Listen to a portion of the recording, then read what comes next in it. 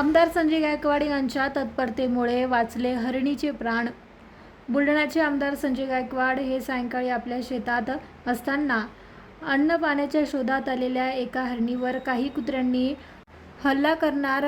तेवढ्यातच आमदार संजय गायकवाड यांनी तत्परता दाखवत कुत्र्यांना हाकलून लावत हरणीचे प्राण वाचवले. यामध्ये हरीण चांगलीच घाबरली, मात्र आमदारांच्या संयमसूचकतेने ते जखमी होण्यापासून थोडक्यात बचावले. यानंतर तात्काळ वनविभागाला संपर्क करण्यात आला. वनविभागाचे रेस्क्यू पथक घटनास्थळी दाखल होऊन हरणीला ताब्यात घेतले. त्यानंतर हरणीला त्याच्या वन अधिवासात सोडण्यात आले आहे.